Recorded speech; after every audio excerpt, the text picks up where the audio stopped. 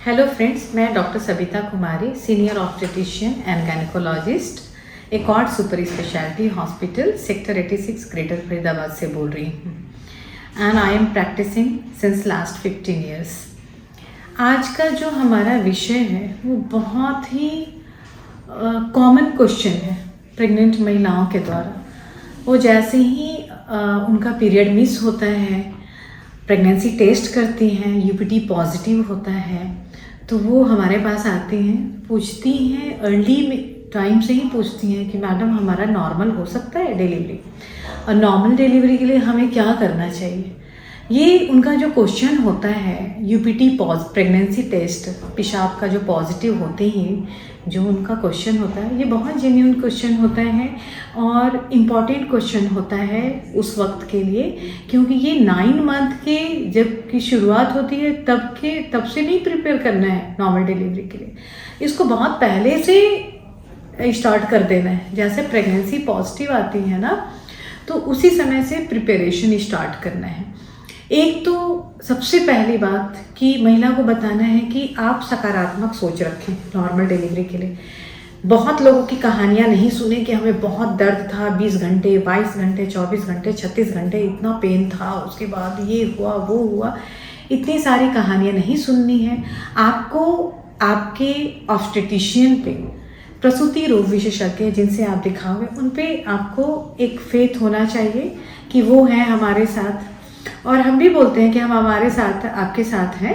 आप सकारात्मक सोच रखिए कि नॉर्मल डिलीवरी हो सकती है, ठीक है।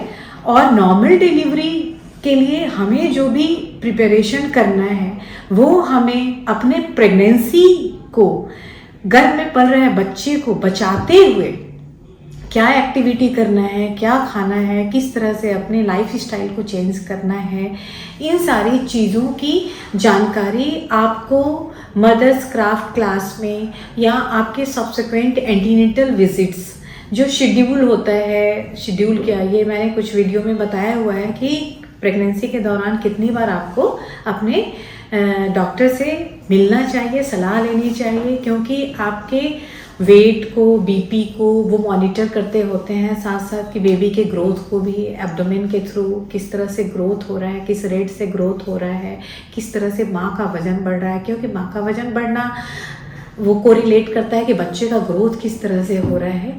इन सारी चीज़ों के लिए आपको डॉक्टर बोलते हैं कि आपको रेगुलर एंटीनेटल विजिट करना है, डॉक्टर से परामर्श लेनी है सर्टेन इंटरवल पे, ठीक है। तो उसी समय से आपको बताया जाता है कि आप नॉर्मल डिलीवरी के लिए सकारात्मक सोच रखें।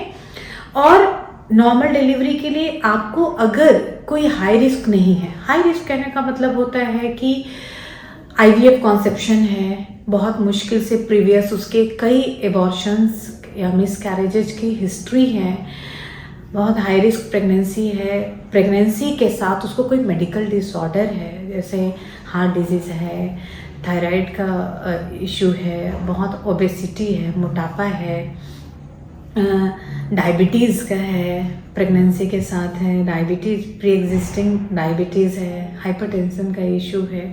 तो ये कुछ स्पेशल मेडिकल डिसऑर्डर्स के साथ जो प्रेगनेंसी होते हैं, उसमें आपको ऑब्स्टेट्रिशियन और आपके उस पर्टिकुलर बीमारी के लिए जो डॉक्टर होते हैं, क्लिनिशियन, उनके कंबाइंड एफर्ट से आपको देखा जाता है।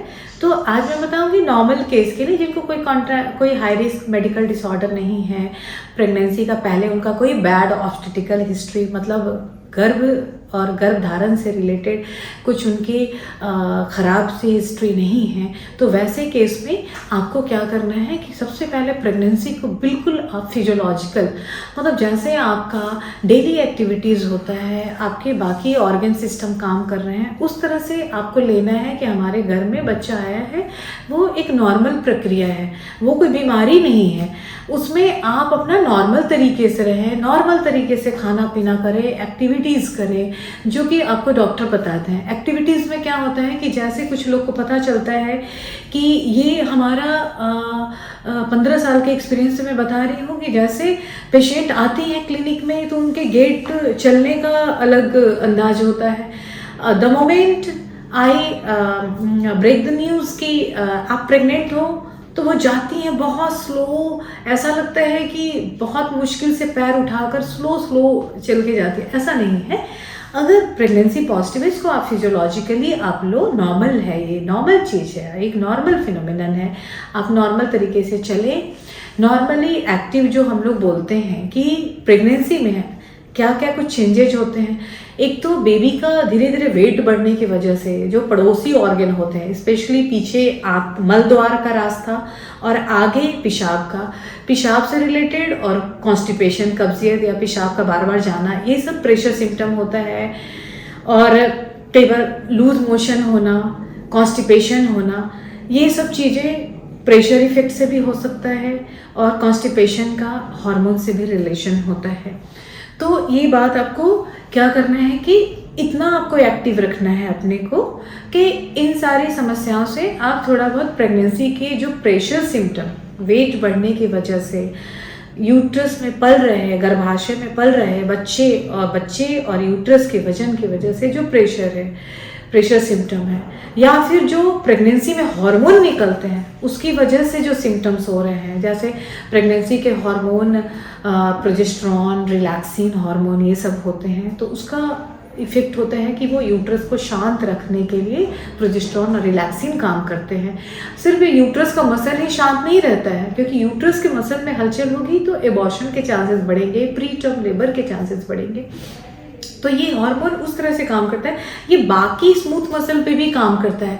जैसे हमारा खाने का, हम जो खाना खाते हैं तो हमारा एम्प्टिंग टाइम, मतलब ऊपर के फूड पाइप से नीचे फूड पाइप जाने में जो टाइम होता है, चूंकि गट का जो मसल है, आंतों का मसल, वो भी शांत हो जाता है उस हार्मोन की वजह से, तो उसका स्लो टाइम हो जाता है, स्लो ट्रांजिट टाइम होता है। यानी बहुत देर तक ऐसा लगेगा कि पेट हमारा भरा भरा है। नीचे मोशन के रास्ते में कॉन्ट्रैक्शन नहीं होने की वजह से, रिलैक्स होने की वजह से कॉन्स्टिपेशन का चांसेस होता है। और कॉन्स्टिपेशन का आपका बहुत हद तक फूड से भी रिलेशन है। आप उस time nausea, vomiting early phase में होता है तो कॉन्स्टिपेशन हो आप फ्रेश वेजिटेबल्स और फ्रूट्स और वाटर उतना नहीं लेते हो, कुछ हैबिट, आदत की वजह से। तो ये लाइफ स्टाइल, आपको खाने का तरीका भी चेंज करना पड़ेगा। बहुत सारा पानी लेना है, फाइबर रिच फ्रेश फ्रूट्स और वेजिटेबल्स लेना है, ताकि फाइबर रिच फूड हो, लिक्विड हो प्रॉपर, ताकि मोशन का जो कंसिस्टेंसी है वो थोड़ा सॉफ्ट की तरह हो, तो इजीली आप मोशन पास कर सकते हो। ठीक है, तो एक तो आपको एक्टिव रखना है नॉर्मल डिलीवरी के प्रिपरेशन के लिए। इन सारे हार्मोन सबको देखते हुए आपको क्या करना है, हम लोग बताते हैं कि खाने के बाद आपको, खाना खाते हैं 20 मिनट्स तक वॉक करना है। तो 3 बार आपने खाना खाया तो 1 घंटे का आपका ऐसे वॉक हो गया। ठीक है, कई बार अगर कोई हाई रिस्क नहीं है तो फर्स्ट 3 मंथ्स तक तो हम लोग स्क्वैटिंग के लिए नहीं बोलते हैं। सेकेंड ट्राइमेस्टर से थोड़ा बहुत स्क्वैटिंग के लिए, कुछ सामान नीचे जमीन पे पड़ा है तो पहले आप स्क्वैटिंग करें, जैसे इंडियन टॉयलेट में बैठते हैं। ठीक है, उस तरह से इंडियन टॉयलेट वाले पोजीशन में बैठे हैं, फिर जमीन पे पालथी मारकर बैठे, उठते समय भी वैसे ही थोड़ी देर स्क्वैटिंग यानी इंडियन टॉयलेट वाले पोजीशन में आप रहें, और फिर ऐसे अपराइट पोस्चर में रहें। घर में अगर सीढ़ियाँ हैं तो सीढ़ियों से चढ़ना उतरना, कपड़े उतारना, ये सब आप एक्टिविटी कर सकती हैं। खाना वाना बनाना, जो आपका डेली एक्टिविटी है, ड्राइविंग, सब कुछ कर सकते हो। तो आपको एक्टिव रखना है। एक्सरसाइज में यही बताया गया कि वॉकिंग जो 20 मिनट्स का हमने बताया, स्क्वैटिंग की धीरे से फ्लोर पे बैठना है, उठना है, हाउस होल्ड एक्टिविटीज़ करनी है। ठीक है, और तो आप अगर ये आपका व्यायाम का, आपका इससे 2 फायदे हैं। एक तो आप जो खाना खाने के बाद तुरंत पानी पीते हो वो नुकसानदायक होता है, उससे फूड डाइजेस्ट नहीं होता है। ऑलरेडी आपका खाना रखा हुआ है, ट्रांजिट टाइम उसका कम हो गया, कॉन्स्टिपेशन की टेंडेंसी है, नोजिया वॉमिटिंग की टेंडेंसी। तो उसमें आपको क्या करना है कि आप जब चलते हो तो थोड़ी सी गट की मोटिलिटी ऐसी होती है कि फूड को एम्प्टी होने में, नीचे जाने में हेल्प मिलता है। और फूड जब वाटर आंतों के दीवार में के कांटेक्ट में आता है तो उससे जूस निकलता है, डाइजेस्टिव जूस, तो वो जूस पचाने के काम आता है। तो खाना आपका पचता है और आपके बॉडी में लगता है, आपके बेबी को मिलता है। ठीक है, और अगर आपने तुरंत पानी पी लिया तो डाइल्यूट हो गया, वो फूड तो कांटेक्ट में नहीं हुआ, तो आपको नुकसान हो जाता है। एक्चुअली डाइजेशन नहीं हुआ, फूड रखा हुआ है, इसीलिए।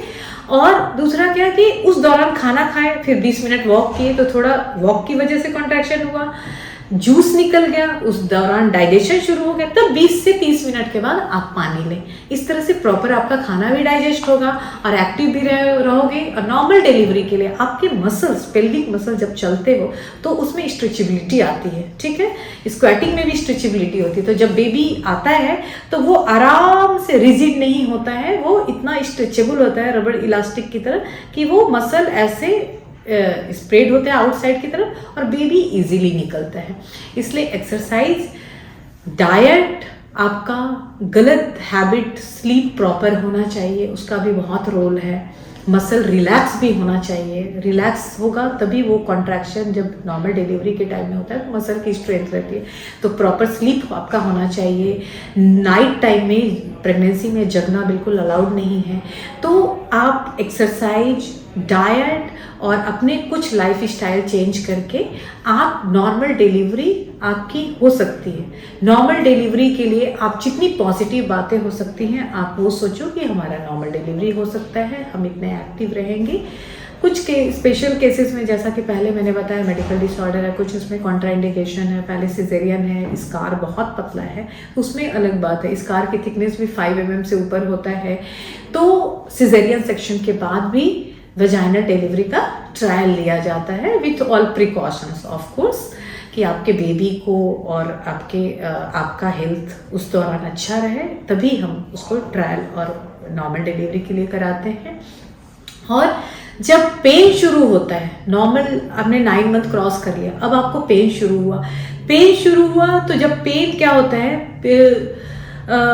डिलीवरी का जो नॉर्मल डिलीवरी का जो पेन होता है बड़ा पिक्यूलियर उसका फीचर्स होता है कि एक बार बहुत पेन होगा, बीच में बिल्कुल पेनलेस आप फील करोगे। जब आप पेनलेस फील करते हो उस टाइम आप उतना डीप ब्रीदिंग करो कि ऑक्सीजन का अमाउंट आपके ब्लड में, एक तो एनीमिया नहीं होना चाहिए, खून आपके बॉडी में प्रॉपर होना चाहिए, वो एक अलग टॉपिक है। और क्योंकि रेड ब्लड सेल्स है वही ऑक्सीजन कैरी करते हैं। आप डीप ब्रीदिंग एक्सरसाइज करें ताकि आप उतना स्टोर कर लो ऑक्सीजन, क्योंकि बेबी का ब्रेन जो होता है, ब्रेन के सेल्स जो होते हैं, न्यूरॉन बहुत सेंसिटिव होते हैं। थोड़े सेकेंड्स के लिए अगर उसको ऑक्सीजन नहीं मिला तो बहुत डैमेज हो सकता है, बेबी मेंटली रिटार्डेड हो सकता है। इसलिए आप डीप ब्रीदिंग एक्सरसाइज करो और इतना ऑक्सीजन वो कर लो कि ड्यूरिंग कॉन्ट्रैक्शन क्या होता है कि थोड़ी देर के लिए यूट्रस के मसल स्क्वीजिंग होती है, तो मसल के बीच से ब्लड वेसल्स जाते हैं, तो वो ब्लड वेसल्स थोड़ी क्लिपिंग हो जाती है, तो उतनी देर के लिए बेबी को सप्लाई, थोड़ा ब्लड सप्लाई कम होता है। तो ऑक्सीजन का इतना अमाउंट पहले आपके डीप ब्रीदिंग एक्सरसाइज से रहे, आपकी लंग कैपेसिटी आपने इतनी बढ़ाई हुई है कि वो उस दौरान कॉम्पेंसेट हो जाए और बेबी के ब्रेन को प्रॉपर ऑक्सीजन सप्लाई हो सके। तो डीप ब्रीदिंग एक्सरसाइज करना चाहिए। जब पेन फ्री इंटरवल है तो आपको डॉक्टर वॉक करने के लिए भी बोलते हैं, और बीच में पेन फ्री पीरियड में डीप ब्रीदिंग एक्सरसाइज, वॉक करने के लिए और स्क्वैटिंग के भी लिए आपके ऑब्स्टेट्रिशियन आपको बोलते हैं, जो कि मसल को आगे स्ट्रेच करता है और बेबी का हेड एक्सिस के लॉन्ग डिसेंट होता है और स्मूथ डिलीवरी होती है। तो आज आपको एक महत्वपूर्ण विषय की जानकारी दी गई है, आपको क्या करना है नॉर्मल डिलीवरी के लिए, किस तरह से अपनी सोच, किस तरह से अपना खान पान, किस तरह से अपनी एक्टिविटी, किस तरह से अपने एक्सरसाइजेज और अपने लाइफ स्टाइल से रिलेटेड किस तरह के चेंजेस करने हैं, वो उसकी जानकारी आपको दी गई है, जो कि आपको प्रसव के दौरान नॉर्मल डिलीवरी में आपकी मदद करते हैं। आज की इसी जानकारी के साथ एक बार फिर से धन्यवाद।